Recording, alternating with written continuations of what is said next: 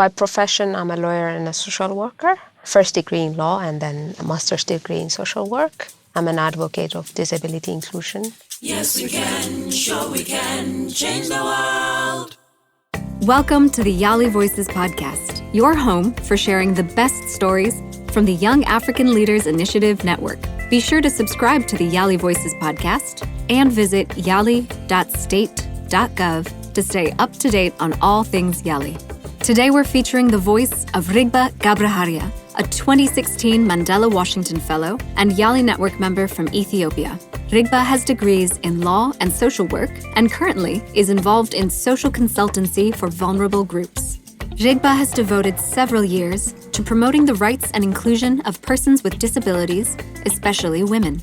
As a board member and volunteer for an association for women with disabilities living with HIV, she works to raise awareness about the particular vulnerabilities that disabled women face with regard to gender-based violence and HIV infection. Her passion in caring for others comes from her own experience of living with a disability and what she calls the great support she received from her family. That is where we begin our conversation.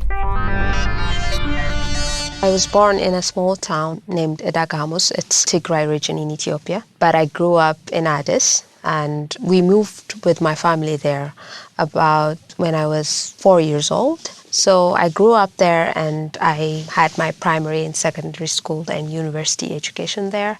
It was okay. I have a physical disability, so there were some challenges, but my disability is not severe. Like, I'm not obliged to sit in a wheelchair. I can move around at ease, except for some difficulties. The major challenge was attitude-wise, like how people see people with disabilities, how they perceive it, and how they think that these are just people who need help.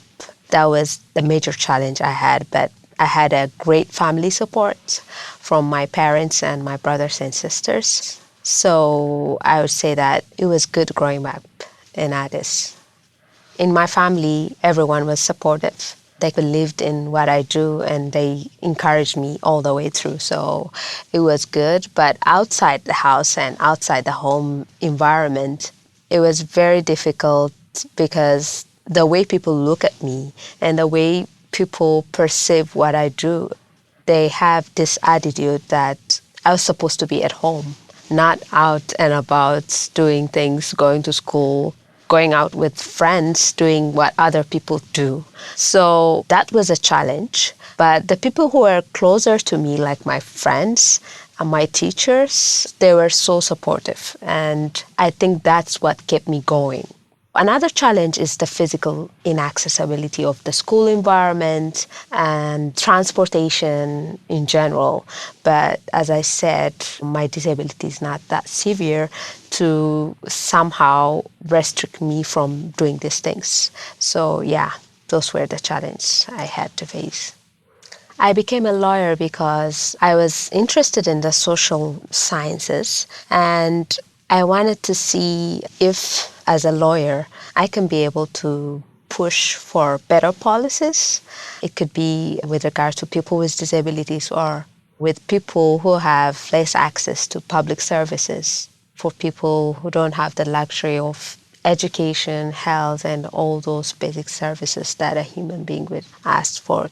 That was, I think, one of the reasons why I wanted to be a lawyer. Here, Rigbe talks about her work with the association Equal Opportunity for Women with Disabilities Living with HIV and the lack of access to services that women with disabilities face. And Rigbe wants those living with disabilities to know and believe that they matter. Helping increase individuals' self-esteem is where she puts her focus. So this organization helps in access for people with disabilities who are living with HIV because the HIV services kind of discriminate people with disabilities. People are not aware that people with disabilities have, as other people do, they are sexually active and they could be vulnerable for this kind of disease. But in fact, in reality, they're more vulnerable because they're vulnerable to sexual abuse. They don't have the sexual education other people get because of the barriers.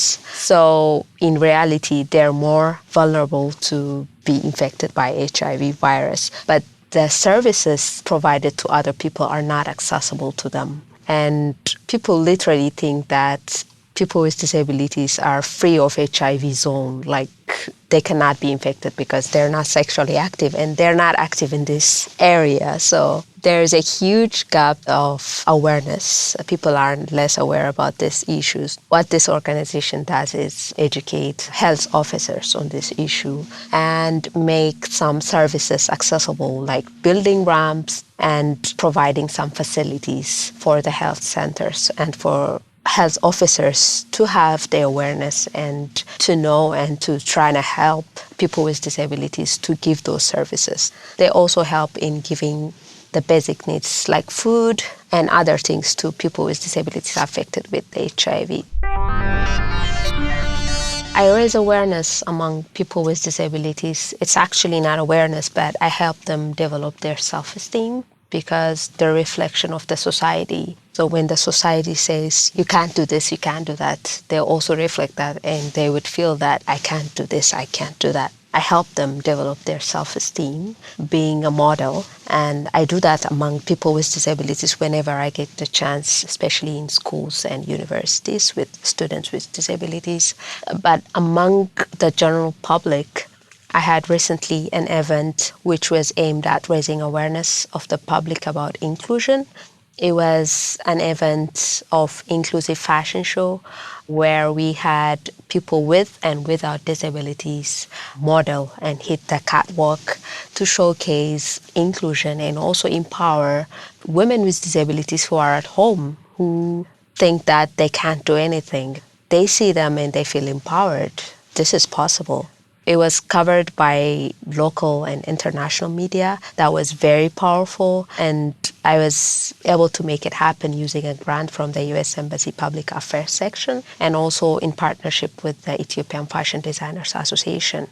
We had about 28 models with disabilities, with 7 different types of disabilities showcasing their work. And we also had designers, 15 designers emerging and established designers making outfits especially for them, taking into consideration their special needs. They were also given a workshop where they should consider the special needs of people in general when designing and producing the outfits or whatever brand they have. So that was very powerful in raising awareness among the public. Fashion is an art and entertainment, and it's a better way of reaching out to people and raising awareness. It's very important to show that people with disabilities, as any other person, have the needs and they have the abilities to do different things, because it's a state of mind. People have their own abilities and disabilities in general. So the thing is giving them or creating the environment in which they can function. Showing that people with disabilities can function normally would empower others, inspire others, and show that anything is possible and we all are created with abilities no matter what. We need that state of mind of, I have a lot to contribute and I can do anything, really. It's just the guts to do it. It's just a state of mind, thinking that if I have a disability, I cannot do what people normally do. You have your own way of doing things, but that's what people tell you, so that's what you think. But once you are out of that thinking, you would see that the sky is the limit, that you're surrounded by opportunities and there's a lot you can do. So it's a state of mind, in a way. In general, the challenge in relation to physical accessibility emanates from people's attitudes. Whenever people believe in the fact that people with disabilities deserve the service they provide, the next thing to do would be making modifications which are really simple and not that costly. But I think the main thing to do is creating that state of mind and a positive attitude towards people with disabilities. So the government or non-governmental organizations involved in this area could raise awareness, make people know that whenever we create an environment for all people, usable by all people, it benefits us. As a business person, I consider myself, for example, personally, I'm a buyer. So if I want to buy something or if I want to use some service, I would prefer an accessible building or an accessible service. The business person running that business is losing me as a client, or it could be an elderly person, or it could be a pregnant woman.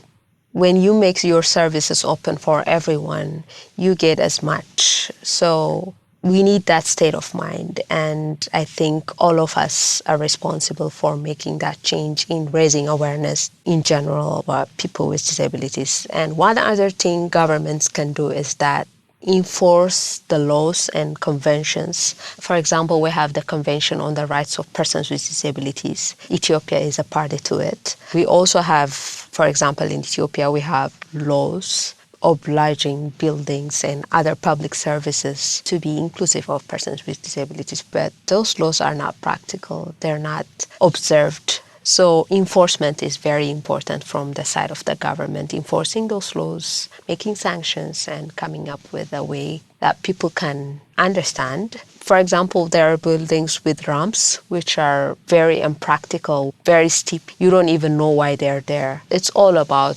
how much people are aware about this issue. One thing I like the YALI network to do is telling stories of young African leaders or leaders with disabilities, because it's really inspiring and it makes people think how they can accommodate it. They can be accommodative and how they can give opportunities, equal opportunities. So it's really important, storytelling, and maybe campaigns on raising awareness about disability. I'm sure there are YALI and network members with disabilities working on disability issues. I think there are campaigns on environment and other issues. I'm aware of that. So if disability inclusion can be some kind of campaign and maybe raise awareness around that area, that would be beneficial. That brings an end to another edition of the YALI Voices podcast. Our thanks to Rigbe and to all of you for listening with us. How are you working to uphold the rights of those living with disabilities or health challenges? Be sure to share your thoughts on the YALI Network Facebook page at facebook.com/YALI Network. Come back for more inspiring stories from young African leaders on the YALI Voices podcast. Join the YALI Network at yali.state.gov and be a part of something bigger. Our theme music is Ego Happen by Grace Jerry and produced by the Presidential Precinct. The YALI Voices podcast is brought to you by the U.S. Department of State and is part of the Young African Leaders Initiative, which is funded by the U.S. government.